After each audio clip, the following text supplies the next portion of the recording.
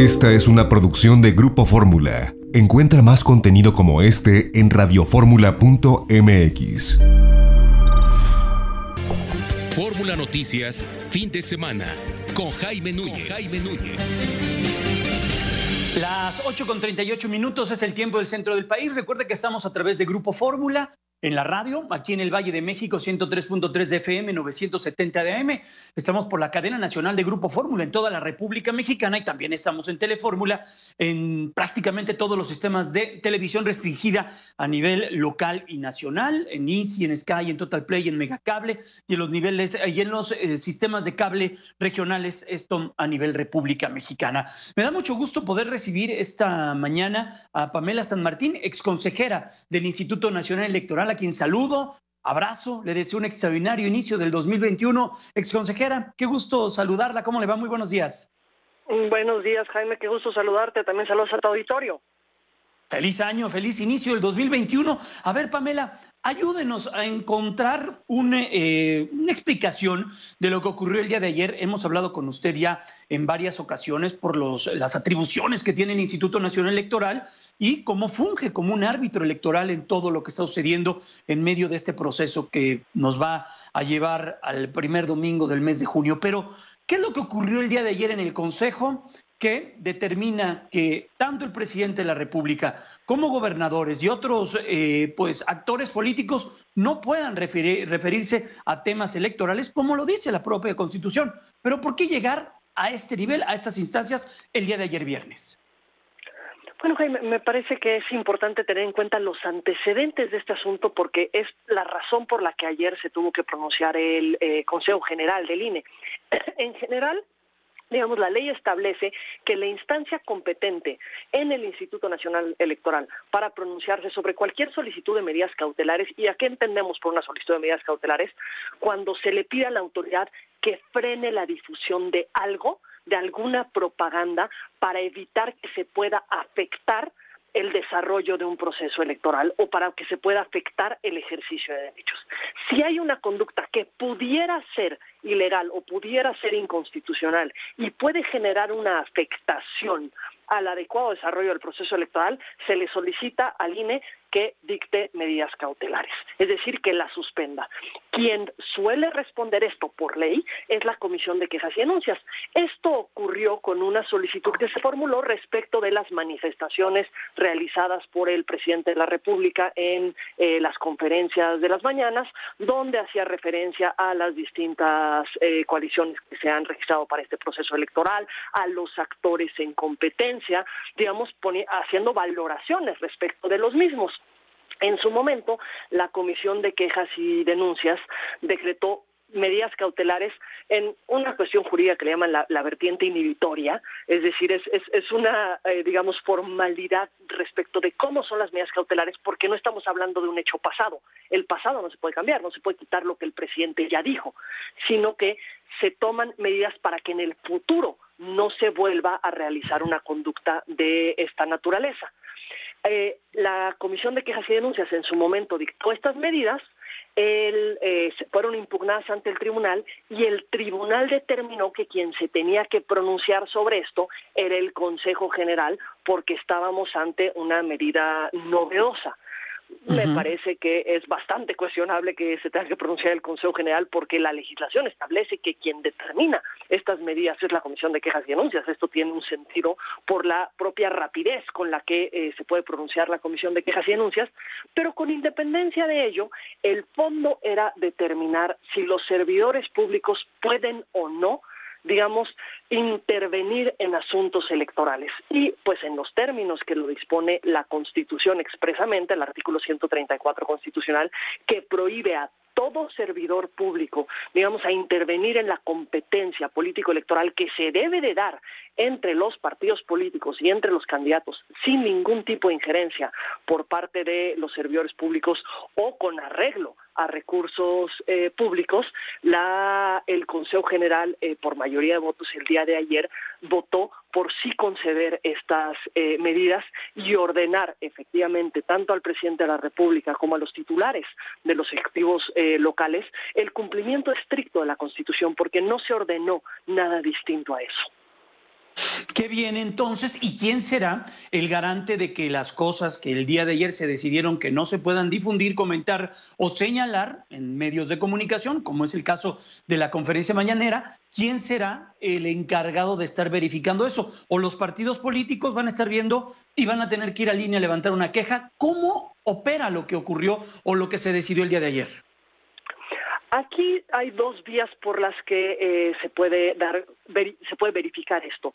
Tanto si el INE detecta que hay un incumplimiento por alguno de los servidores públicos señalados, o si alguno de los partidos políticos detecta, o cualquier persona, porque no tiene que ser necesariamente un partido político, cualquier persona detecta un incumplimiento, lo hace saber al INE, entonces el INE puede actuar oficiosamente o a partir de alguna denuncia presentada para verificar el cumplimiento de estas medidas. Pero seguramente también habrá una impugnación respecto del acuerdo que dictó el Instituto Nacional Electoral ayer. Hubo a lo largo de la sesión pues gran discusión, una oposición fuerte por parte de los partidos políticos, digamos, aliados al gobierno federal.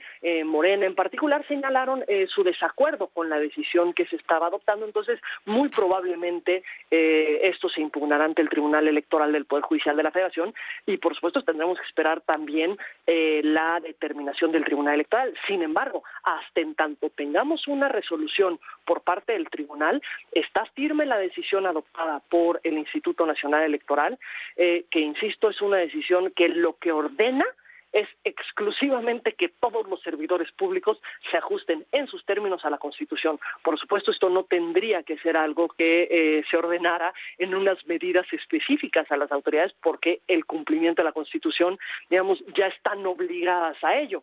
Sin embargo, ante el análisis de la queja presentada y un posible incumplimiento, es que se han dictado estas medidas. Pues claro, todo funcionario público establece ese compromiso, ¿no?, de respetar la Constitución y las leyes de la que ella emanan, ¿cierto? Efectivamente, ese es, digamos, uno de las premisas con las que se asume cualquier cargo, y porque además en México todos los servidores públicos y todas las personas estamos sujetas a la Constitución y obligadas al cumplimiento de ella, y en particular en el marco de los procesos electorales es particularmente relevante, más aún tomando en cuenta la historia que tenemos en México, que haya un cumplimiento por parte de los servidores públicos, de todos los servidores públicos de todos los niveles de gobierno, que no intervengan y no interfieran en la competencia que, insisto, se debe de dar entre los partidos políticos y las candidatas y los candidatos, que son quienes están buscando el apoyo de la ciudadanía, que son quienes están buscando que se les vote para poder representarnos o gobernarnos.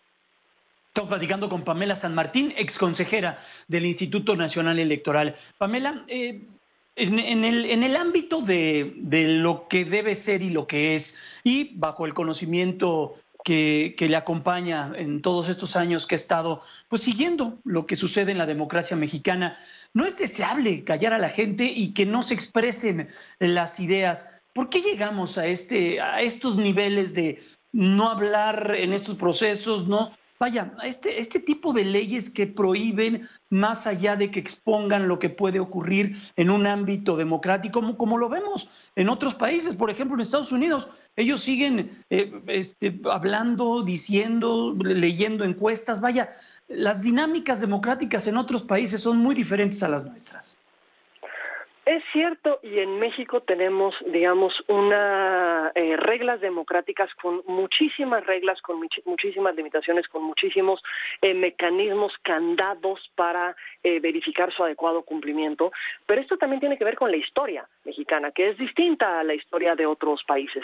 Tiene que ver con el hecho de que en México tuvimos un partido hegemónico por 70 años, que podía controlar completamente el discurso, y en el cual la única certeza que teníamos antes de cualquier elección era quién iba a ser el próximo presidente de la República, porque quien hubiese sido nombrado como candidato del PRI sería el próximo presidente de la República.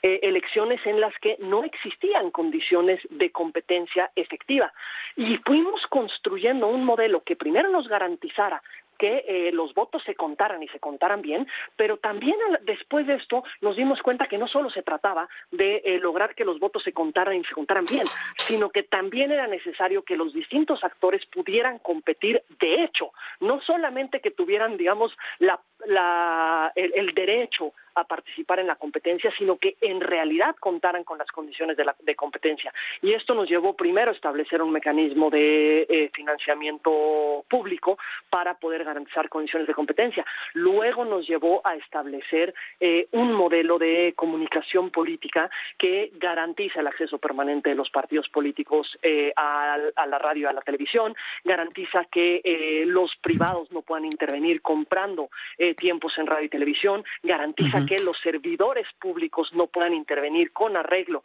a recursos públicos. Esas son las medidas por las que hemos avanzado precisamente porque nuestra historia sí es de intervención de servidores públicos. Muchas de las restricciones vienen incluso del 2007, que tiene como antecedente la elección del 2006, que recordemos, es una elección que ha sido fuertemente cuestionada, en particular, digamos, por el actual presidente de la República, por, entre otras cuestiones, la intervención que en ese momento tuvo el presidente Fox para respaldar a un candidato en contra de otro que era el entonces candidato actual presidente de la República.